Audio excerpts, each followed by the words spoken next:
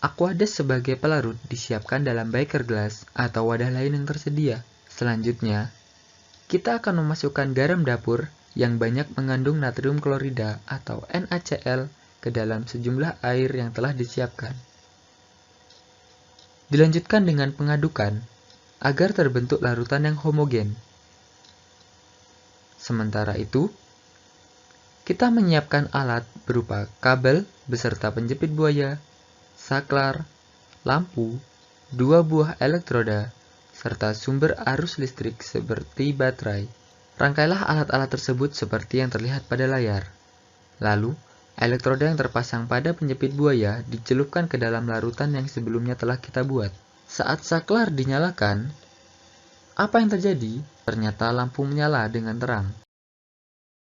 Pada larutan elektrolit kuat, molekul-molekul zat terlarut, dalam hal ini garam dapur atau NaCl, terurai menjadi kation dan anion penyusunnya. Anion yang berupa ion Cl- dan kation yang berupa ion Na+, dapat melakukan transfer muatan, sehingga elektron dari baterai dapat dihantarkan oleh ion-ion bermuatan tersebut.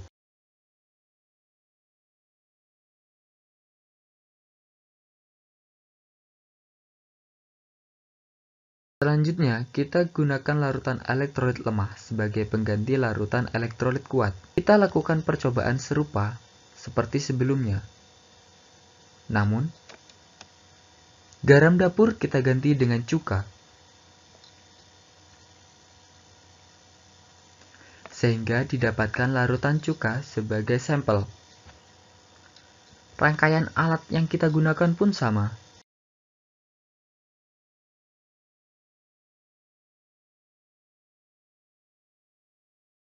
Ketika saklar dinyalakan, cara makroskopis, apa yang dapat kita amati? Bagaimana nyala lampu jika dibandingkan dengan larutan elektrolit kuat yang pertama kita buat tadi?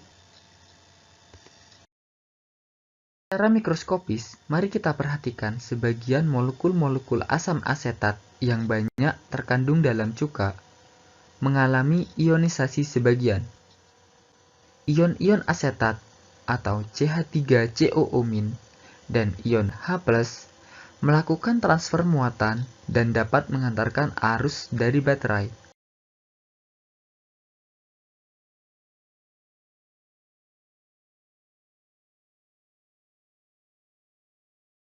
Selanjutnya kita beralih membahas larutan non-elektrolit. Kita melakukan prosedur percobaan yang sama seperti dua percobaan sebelumnya. Zat yang kita gunakan untuk membuat larutan non-elektrolit adalah gula atau glukosa.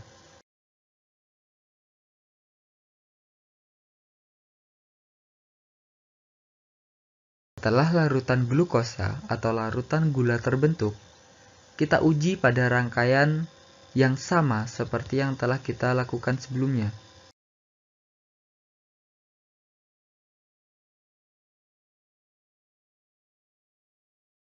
Saat saklar dinyalakan, apa yang dapat kita amati? Ternyata lampu tidak menyala sama sekali. Dengan demikian, dapat dikatakan bahwa larutan non-elektrolit merupakan larutan yang tidak dapat menghantarkan arus listrik dengan memberikan gejala berupa lampu yang tidak menyala pada alat uji. Secara mikroskopis, dapat diketahui bahwa molekul-molekul glukosa tidak ada yang terurai menjadi ion-ionnya, sehingga tidak terjadi transfer muatan di antara ion-ion dalam larutan. Hasilnya, tidak ada yang dapat menghantarkan arus listrik dari baterai.